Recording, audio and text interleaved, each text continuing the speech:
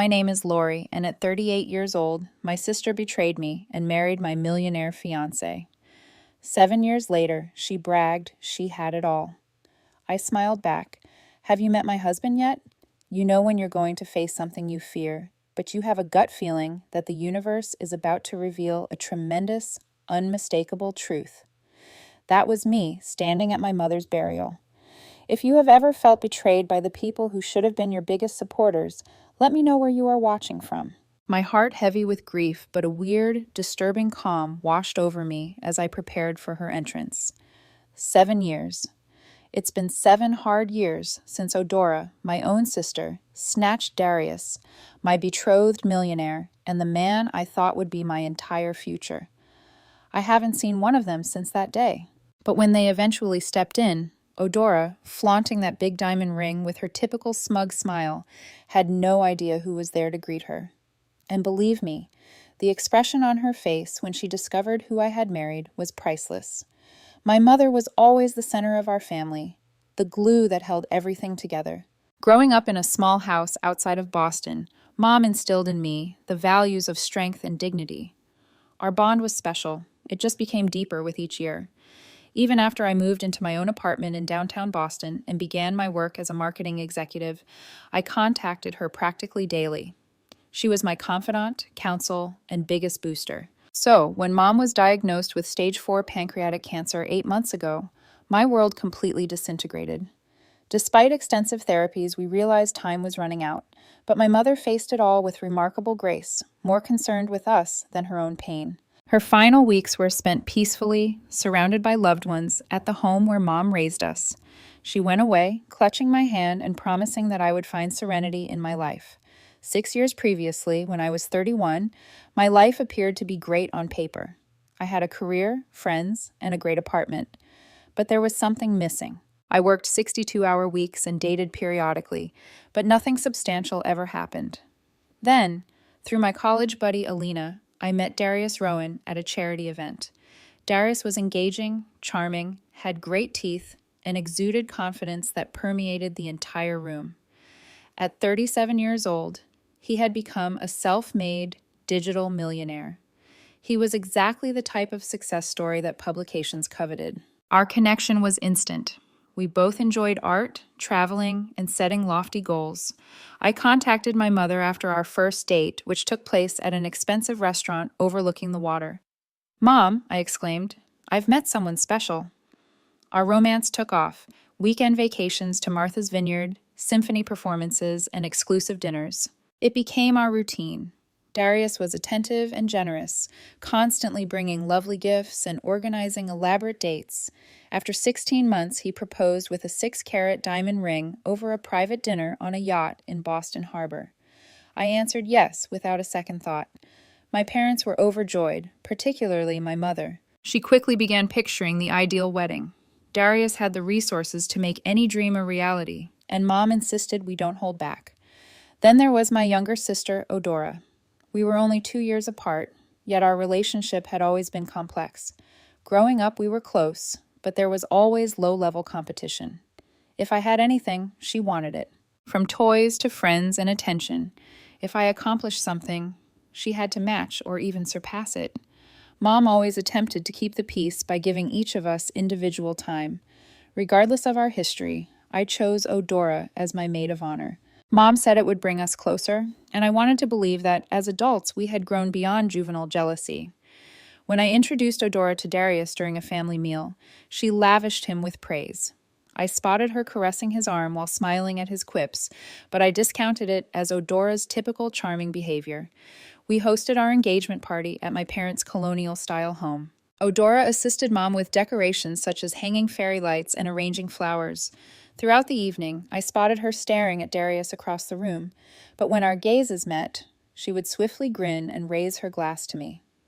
Later that night, as the visitors were leaving, Mom approached me in the kitchen.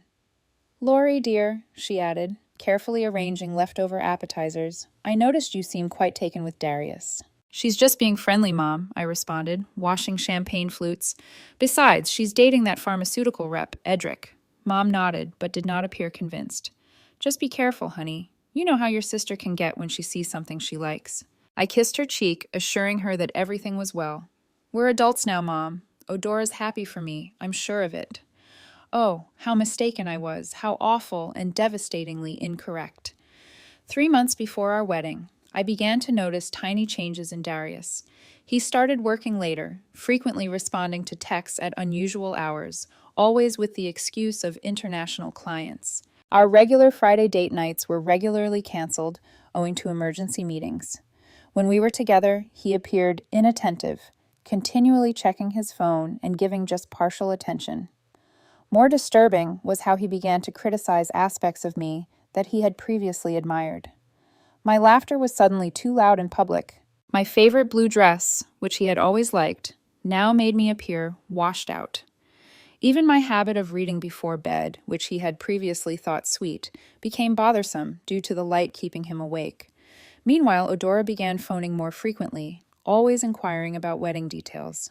I just want everything to be perfect for my big sister, she'd add, even though Mom was doing most of the organizing.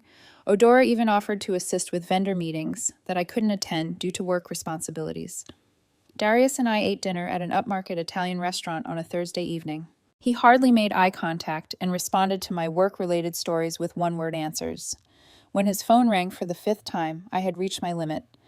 Is there something more important going on elsewhere? I inquired, attempting to maintain a pleasant tone despite my mounting displeasure. Sorry, just work stuff, he said, placing his phone face down. You know how it is before a product launch. Later in the week, when washing laundry, I detected a strange perfume on Darius's collar. It was flowery and thick, unlike the faint scent I wore. When confronted, Darius explained that he had spent the entire day in meetings with a potential investor, Lori Mills, who appeared to be wearing strong perfume and embraced him farewell. The explanation appeared plausible. I wanted to believe him. I called my buddy Alina to convey my concerns over coffee the next morning. Every relationship gets jittery before the wedding, Alina informed me as she stirred her cappuccino. Parker and I fought constantly the month before our wedding, and now we've been married 5 years. But the knot in my gut refused to release. Mom saw my uneasiness at our weekly meal. You seem distracted, sweetheart, she murmured, reaching across the table and touching my hand. Wedding stress or something else? I mustered a smile. Just finishing up the arrangements. Everything is fine. But everything was not fine. I began to exert more effort, wondering that perhaps I had been taking Darius for granted. I scheduled a spa day, purchased new lingerie, and tried preparing his favorite foods. He grew increasingly aloof as I tried harder. Then came the cake tasting appointment, which Darius had been looking forward to for weeks. That morning he called, claiming to have an unexpected meeting with investors. Odora can join you, he said. She knows my preferences anyway. I felt terrible after I hung up. How did my sister know my fiancé's cake preferences better than I did? Nevertheless, I accepted her invitation to join me. The next day, when cleaning Darius's car before a dinner party, I discovered an earring trapped between the passenger seat and the center console, a dangling silver earring with a little sapphire. I immediately recognized it. It was Odora's. My sister had worn the same earrings at my engagement party, a gift from our grandma. When I showed Darius the earring that evening, his expression was wonderfully composed. Oh, your sister must have dropped it when I gave her a ride to the florist last week, his voice rasped. She mentioned losing an earring. You never told me you drove Odora to the florist, I replied, barely above a whisper. Didn't I? He said. It must have slipped my mind. It wasn't important. When I contacted Odora, her statement matched his exactly. Too perfect. Oh, thank goodness. I've been looking everywhere for that earring. Darius was kind enough to drive me since my car was in the shop. That night, I couldn't sleep, my mind racing. Had they prepared their story? Was I paranoid? My weight began to plummet due to stress, and dark bags appeared under my eyes. I started going to a therapist without telling Darius. 3 weeks before the wedding, Darius recommended we postpone. I'm worried about you, Lori. You haven't been yourself lately. Maybe we're rushing things. I broke down, imploring him to tell me what was wrong, what I had done, and how I could fix it. He embraced me and assured me that everything was all right, but his eyes were vacant. That night, I awoke at 3 a.m. to discover Darius's side of the bed empty. From the hallway, I could hear his whispered words from the guest bedroom. Not now. She'll hear us. I know. I know. Soon, I promise. The next day, I planned to surprise Darius with lunch at his office. My father, Kelsey, called while I was leaving my apartment. Lori, are you eating properly? Your mother says you've lost too much weight. We're concerned. I'm fine, Dad. Just pre-wedding jitters. I'm actually bringing Darius lunch right now. Good. That boy better be treating my daughter like a queen. He would have known. The security man at Darius's building recognized me and waved me through with a smile. On the elevator trip to the 12th floor, I examined my reflection, attempting to smooth the worry creases that had formed between my brows. My lunch bag held Darius's favorite sandwich from the deli across from my workplace. When I arrived at the reception area, Darius's secretary, Muriel, looked up from her computer, her eyes widening in surprise. Lori, we weren't expecting you today. Darius is in a meeting right now. That's okay, I responded, lifting the lunch bag. I just brought him lunch. I can wait. Morel instantly blocked my route. Actually, he specifically asked not to be disturbed. Perhaps I could let him know you're here. Something about her apprehensive demeanor raised my concerns. Is he alone in there, Morel? Her hesitancy revealed all. Before she could react, I moved past her and opened Darius's office door. I'll never forget that scene. Darius leaned against his desk, his hands on my sister's waist, her arms wrapped around his neck, and their lips locked in a passionate kiss. Neither noticed me at first, leaving me several agonizing seconds to process every aspect. Odora's skirt pushed up, Darius's tucks, and the familiarity in their embrace told of countless previous encounters. When the door closed behind me, they sprung apart, 3 frozen faces in a scene of horror. Lori, Darius responded immediately, adjusting his tie. This isn't what it looks like. Odora didn't even try such a blatant falsehood. Instead, she raised her chin defiantly. We didn't plan this. It just happened. The peace that flooded over me was unexpected. How long? Darius looked at Odora, then back at me. Lori, let's talk about it privately. How long? My voice stayed firm. For months, Odora said. Since the engagement party. For months. Nearly half our engagement. While I was picking out wedding invitations and floral arrangements, they had betrayed me.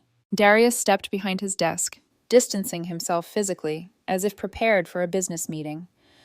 I didn't mean for this to happen, Lori. Sometimes feelings change. I was going to tell you after. After what? After the wedding? After our honeymoon? I replied, my voice rising. He was attempting to find the appropriate moment. His voice had the studied smoothness he employed at difficult client meetings. The lunch bag fell from my grasp. I trusted you both of you. Odora had the grace to appear embarrassed. It just happened, Becca. We tried to fight it. Don't call me Becca. The childhood nickname seemed like another offense. And nothing just happens. For 5 months you made choices. Every secret call, every lie, every time you looked me in the eye, knowing what you were doing. Darius clicked the intercom button. Muriel, please come in. Muriel entered moments later, carefully avoiding my eyes. Please escort Lori out. She's upset. I'm escorting myself out, I answered, my pride intact but feeling devastated inside. You deserve each other. In the elevator, the tears finally flowed. By the time I got to my car, I was hard to breathe through crying. The drive home is a haze. I just recall contacting my mother from my flat, curled up on the bathroom floor, and unable to form meaningful sentences due to my crying. My mother and father arrived within an hour, using their emergency key when I couldn't bring myself to open the door. Mother held me while I told them everything, while father paced the living room, his face turning red with each detail. I'll kill him, he murmured, his palm covering his heart. Kelsey, your blood pressure, Mother admonished, while her own face was equally furious. The next few days were spent in a blur of pain. Mother assisted me in contacting vendors to cancel wedding arrangements, while Father handled the financial elements. When I returned the engagement ring to Darius's apartment and left it with the doorman, I couldn't stand seeing him. Odora had already moved in. The majority of her things were there, along with family photos arranged on shelves that used to hold mine. Darius's email about distributing our shared assets was coldly efficient, saying that Odora had assisted him in cataloging my remaining items. The betrayal went further than I had thought. Through common friends, I discovered that they had been meeting covertly whenever I worked late or traveled for business. Odora had purposely pursued him, making reasons to visit him alone and sending texts and images while I wasn't around. The scandal immediately spread among our social circles. Some acquaintances supported me, while others backed Darius, noting his power in the business sector. Several people stated that they had spotted Darius and Odora flirting, but had chosen not to intervene. Their cowardice hurt nearly as much as the treachery. During those dark months, my mother became my lifeline. She gave me food when I couldn't eat, listened to my crying rants, and stayed the night when the loneliness got unbearable. She regularly attempted to arbitrate between Odora and me, asking us both to family dinners that inevitably resulted in intense silence or bitter fights. Odora snapped during one of these dinners when I refused to offer her the salt. "You always got everything first, Lori. The grades, the job, the apartment. For once, I got something before you did." "My fiancé wasn't a prize to be won," I said, my voice cracking. "He was the man I loved and trusted." Mother put down her fork. "Odora Marie Thompson, apologize to your sister right now." "For what? Being honest? Darius chose me. He loves me now." I stood, a napkin put on my plate. "I can't do this anymore. Mom, I'm sorry." This was the last family dinner I attended with Odora. The stress of his daughter's feud exacerbated father's cardiac problems, necessitating medication adjustments and further doctor appointments. Mother grew older in months, the lines around her eyes deepening as she desperately strove to keep her family together. 6 months after uncovering Darius and Odora's deception, I reached rock bottom. My therapist diagnosed me with depression and suggested medication. Work worsened as I struggled to focus, and I eventually lost a large client following a horrible presentation in which I burst into tears. My supervisor recommended a leave of absence, but I realized that staying in Boston, where memories lurked around every corner, would only exacerbate my pain. When a marketing director position arose at our Chicago branch, I applied right away. The interview went fairly well, with my need for change possibly translating as enthusiasm. 2 weeks later, I got the offer. My mother helped me pack my flat, meticulously wrapping photos and souvenirs in tissue paper. As we went through my possessions, determining what to retain and what to donate, she brought up the matter that loomed between us. "Will you ever consider forgiving your sister Odora?" she inquired, sealing a box with packing tape. I proceeded to fold sweaters without glancing up. "I don't know, Mom. Not now. Maybe not ever." "Forgiveness isn't about them deserving it," she explained quietly. "It's about freeing yourself." "I am freeing myself. I'm moving to Chicago." Mother sat alongside me on the bed and took my hands in hers. "Running away isn't the same as healing, sweetheart." Tears filled my eyes. "I need space to even begin to heal. Can you understand that?" She nodded and pulled me into a close hug. "Promise you'll call. Promise you won't shut us out completely." I promise. Saying farewell to my parents was more difficult than I thought. Father held me for longer than usual, his voice rough and emotional. "You show them, kiddo. Build a life so good they'll choke on their regret." My first few weeks in Chicago were lonely and filled with doubt. My small apartment felt sterile and foreign.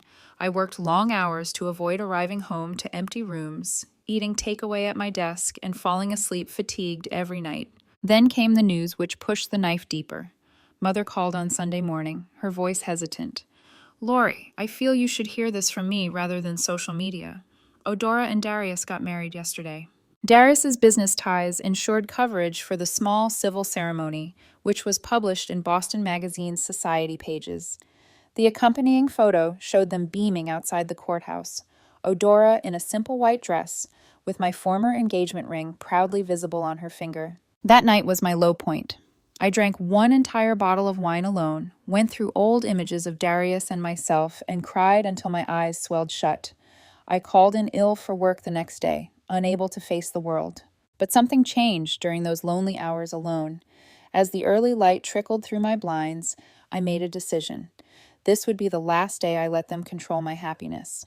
I erased all images of Darius from my phone, blocked both him and Odora on social media, and took a lengthy shower, picturing my pain dripping down the drain. At work, I refocused on my projects. My employer saw the shift and assigned me to larger clientele. I established a reputation for inventiveness and perseverance, winning respect in my new workplace. Maricel Rowan, our HR director, was my first genuine Chicago friend, and she introduced me to her book club. Through her, I met other ladies and gradually formed a social circle. Maricel repeatedly attempted to set me up on dates, but I declined each time. The idea of romantic vulnerability still unnerved me. 4 months after moving to Chicago, I was assigned to represent our company at a technology conference in San Francisco. On the second evening, I attended a business dinner with possible clients, where I sat next to Zevian Forrester, a tech investor and entrepreneur who had recently migrated from Seattle. Zevian differed from Darius in every way. Zevian was subtle and honest, whereas Darius had been flamboyant and appealing. His gentle assurance and thought-provoking questions pulled people in without demanding attention. When he spoke about his work, his enthusiasm was palpable, but never boastful.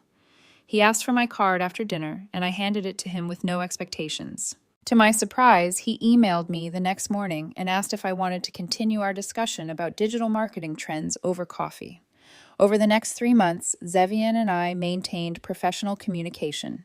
He sent clients to my agency, and I connected him to my Chicago business contacts. Maricel spotted our regular business meals and raised her eyebrows.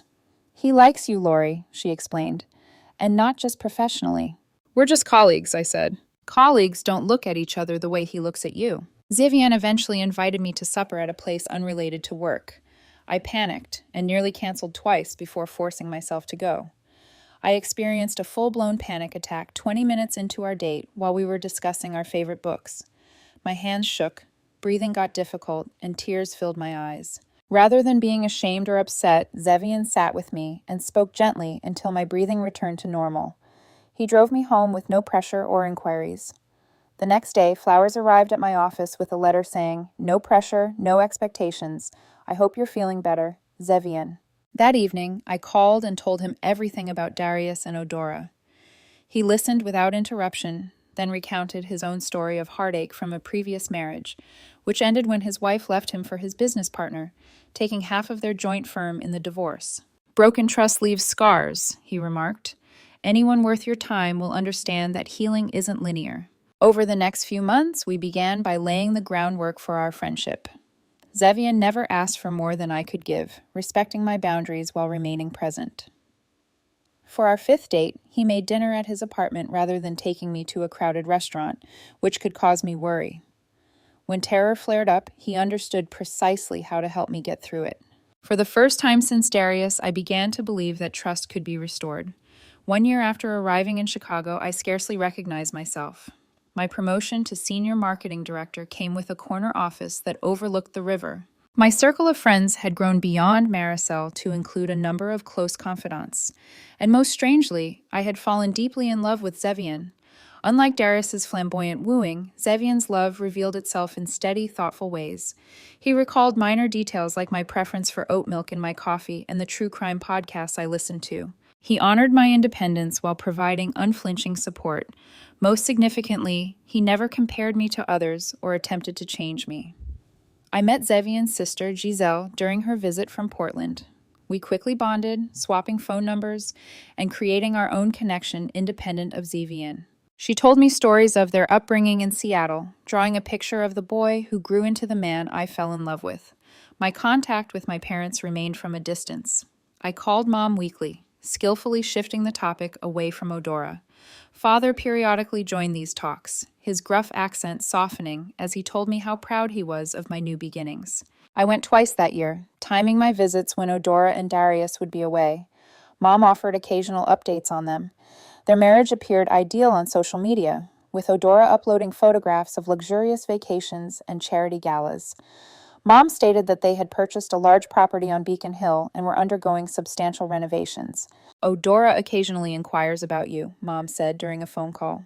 "What do you tell her?" I inquired, stirring the pasta sauce on my burner. "That you're doing well, that you're building a new life. Does she ever express regret?" Mom sighed in her weary way. "She gets quiet when your name comes up." My therapy continued in Chicago with my new therapist assisting me in processing the betrayal and establishing healthy relationship patterns. I learned how to identify my triggers and communicate effectively. The nightmares involving Darius and Odora gradually faded. In June, Zevian surprised me with a weekend getaway to Michigan's wine region. We stayed at a lovely bed and breakfast surrounded by vineyards. We spent afternoons wine sampling and evenings watching the sunset over Lake Michigan. For the first time in years, I felt entirely present and pleased, free of the weight of past betrayal. Zevian paused beneath a trellis covered in climbing roses on our final evening at the Chicago Botanic Garden, where we were strolling through early summer blooms. "Lori," he said, grabbing both of my hands in his, "this past year, knowing you has been the greatest gift of my life." When he knelt and pulled a ring box from his pocket, panic flashed briefly. Images from Darius's proposal threatened to eclipse this moment. But staring into Zevian's eyes, all I saw was sincerity and affection. "I'm not asking for an answer today," he continued, sensing my uncertainty. "I just want you to know that whenever you're ready, whether that's tomorrow or next year, I'll be here." My eyes filled with tears, but not from fear or pain. "Yes," I whispered, "I'm ready now." The ring looked nothing like the extravagant diamond Darius had given me.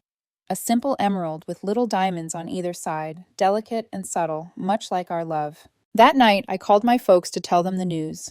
Mom cried happy tears.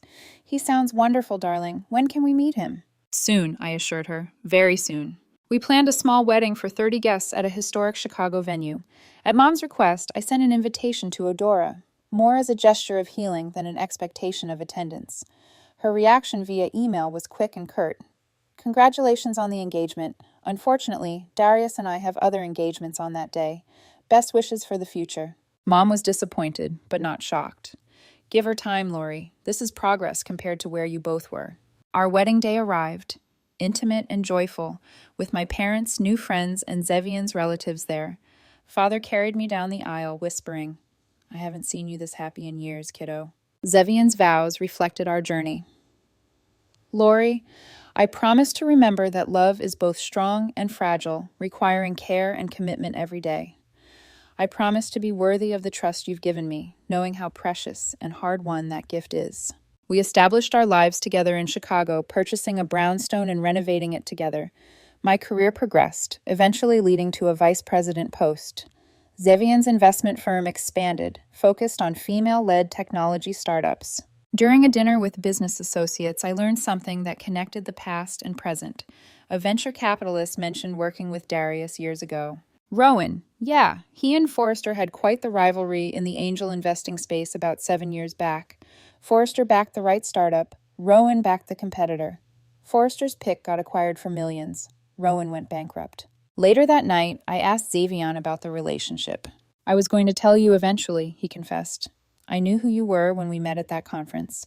Not the details of what happened, but that you had been engaged to Rowan." "Why didn't you say anything?" "I wanted you to know me for me, not as someone connected to your past." I wasn't angry. Somehow the cosmic symmetry felt appropriate. 2 years into our marriage, we started trying for a baby. Months passed without success, prompting fertility specialists and uncomfortable conversations.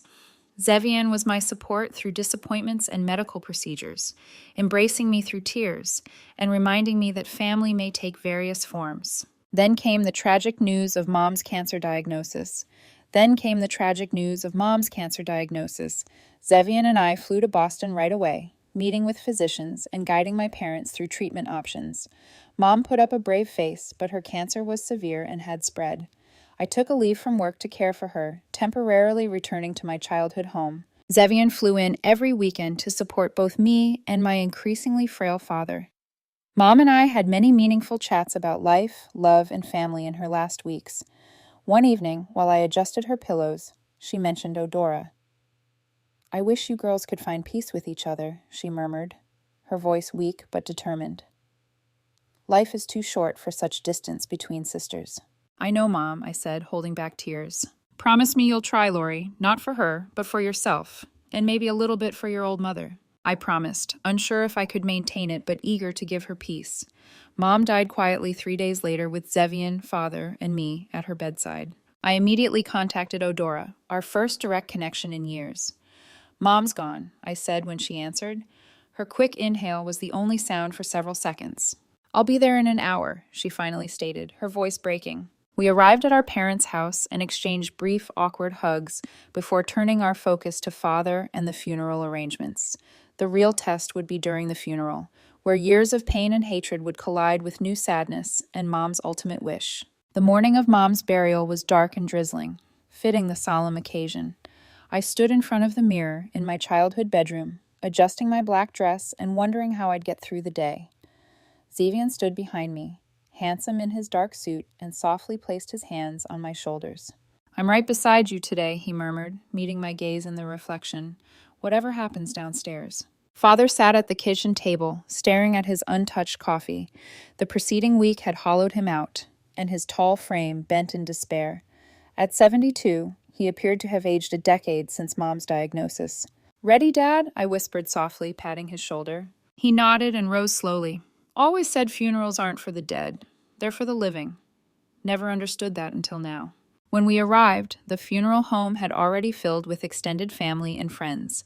I stayed close to Father, greeting everyone with polite smiles and accepting condolences from people I scarcely knew. Cousins from California, Mom's college companions, and neighbors from my parents' 40-year home. "You look just like Alara at your age," my great-aunt Cheryl murmured, caressing my cheek.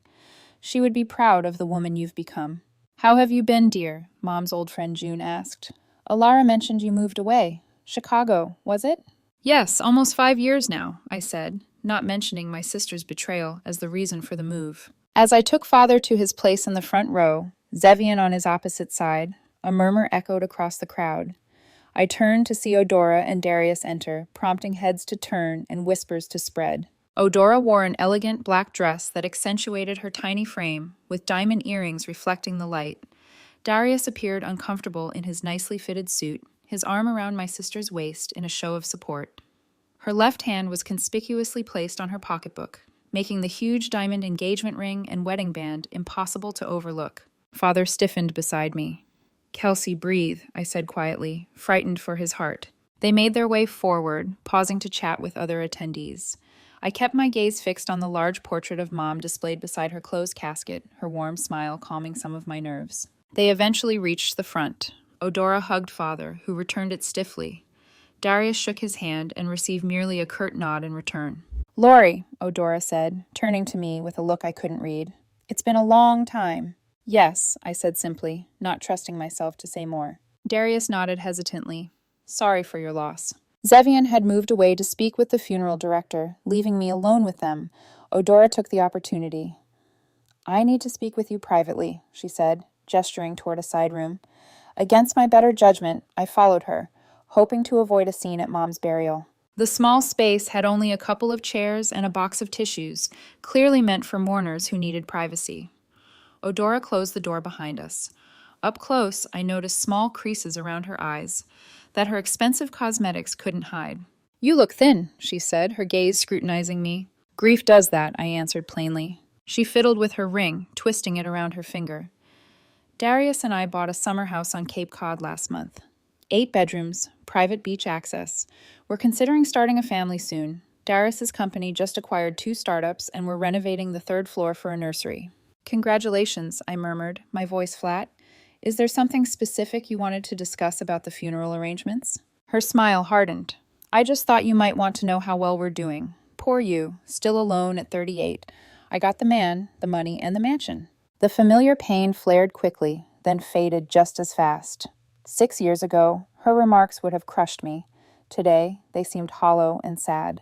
I smiled genuinely. "Have you met my husband yet?" I opened the door to find Zevian standing nearby. "Come meet my sister." As Zevian entered the room, Darius came behind him, apparently having observed our conversation. When the men made eye contact, Darius's face turned pale. "Forrester," he muttered, his confidence fading. "Rowan," Zevian replied, his tone professional but cold. "It's been, what, 7 years? Not since Macintosh acquired Initech instead of your client, Compervay, right?" Darius swallowed visibly. "You two are married?" "2 wonderful years now," I replied, sliding my hand into Zevian's. "Zevian Forrester," Odora said softly, "as in Forrester Investments."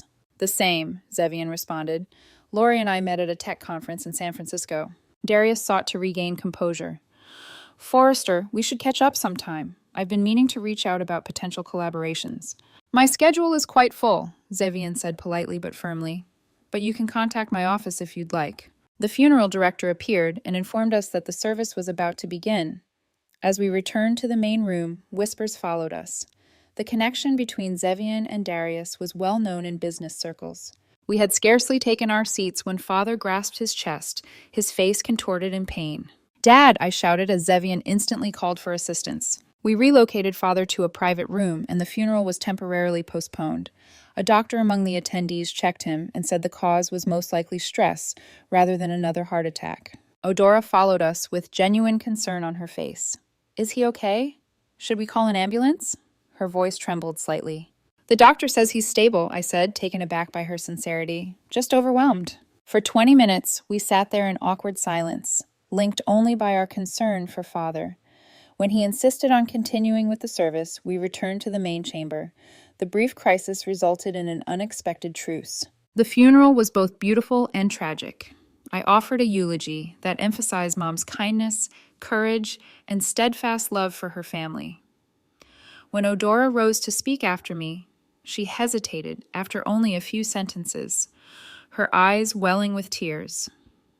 Without thinking, I stepped to her side and rested my hand on her back. "It's okay," I said quietly. "Take your time." She composed herself and finished her tribute to our mother with anecdotes from our childhood that elicited tears and soft laughter from the audience. As we placed Mom to rest in the cemetery, a gentle rain fell. I noticed Darius standing apart from the rest of the group, checking his watch constantly. Odora stayed by Father's side, her previous swagger replaced by sincere anguish. The reception at my parents' house was filled with people bringing casseroles and sharing memories. Darius drank considerably, and his uneasiness was obvious as numerous business associates engaged Zevian in animated conversation. I overheard fragments suggesting Darius's company was struggling after recent acquisitions, and I wondered whether Odora's bravado was simply a mask for financial problems. Throughout the day, I kept the dignity Mom would have expected, focusing on supporting Father and honoring her memory, rather than lingering on old wounds. As visitors began to leave, I noticed Odora watching me from across the room, her expression unreadable, but seemingly softer than before. The day after the funeral, Zevian had an important board meeting in Chicago. "Are you sure you'll be okay if I go?" he asked, zipping his overnight bag. "I can reschedule." "Dad needs help sorting through Mom's things," I said. "I should stay a few more days. I'll be fine." After dropping Zevian off at the airport, I returned to my parents' house to find Father sitting in Mom's garden with a photo album open on his lap. "She labeled everything," he explained, showing me Mom's neat handwriting beneath each photograph. "Said someday we'd appreciate knowing who was who." That afternoon, I started the painful task of sorting through Mom's closet. Each dress carried memories. The blue one from my college graduation, the floral print she wore to Sunday brunches, and the elegant gray she chose for my engagement celebration. I found myself talking to her while I worked, telling her about my life in Chicago, my job, and my happiness with Zevian. In her nightstand drawer, I discovered a soft, leather-bound journal. Mom had kept it faithfully for the past 10 years. Many entries were addressed to her daughters, her longing for reconciliation, her heartbreak over our feud. The final entry, dated only 2 weeks before her death, read, "My greatest regret is leaving with my girls still estranged. I always fix things, but I couldn't fix this. I pray they find their way back to each other somehow." I was wiping away tears when the doorbell rang. Odora was standing alone on the porch when I looked through the window. There was no sign of Darius's car in the driveway. Father had gone to his brother's house for dinner, leaving me alone with my sister. I opened the door, uncertain what to expect. "Hi," she said simply. "Can I come in?" In the kitchen, I made coffee while Odora sat quietly at the table. She looked different without Darius by her side. Smaller, more fragile, her perfectionist edge dulled. "Where's Darius?" I finally asked, setting a mug in front of her. "At home. He doesn't know I'm here." She wrapped her hands around the mug, but didn't drink. The silence stretched, thick with everything we hadn't said in years. "I'm sorry about yesterday," she finally said. "What I said in that room at the funeral home, it was cruel and completely inappropriate." I nodded, acknowledging her apology but not yet accepting it. "I saw Mom's journal," she continued. "Dad showed it to me last night. Her last wish was for us to reconcile." "I found it too," I said quietly. "But reconciliation requires more than proximity, Odora. It needs honesty." She looked up, tears pooling in her eyes. "You want honesty? Here's honesty." Her voice broke. "I'm miserable, Lori. I have been almost since the beginning." The dam cracked, and words poured out between sobs. Darius had changed quickly after their wedding, becoming domineering and critical. His company had been failing for years, and each new acquisition was a desperate attempt to save a sinking ship. The mansions, the cars, the vacations, all financed by growing debt. "Our marriage is a performance," she whispered, "a facade for investors and social events. He monitors my spending, checks my phone, questions my every move. The Darius you knew doesn't exist anymore. Maybe he never did."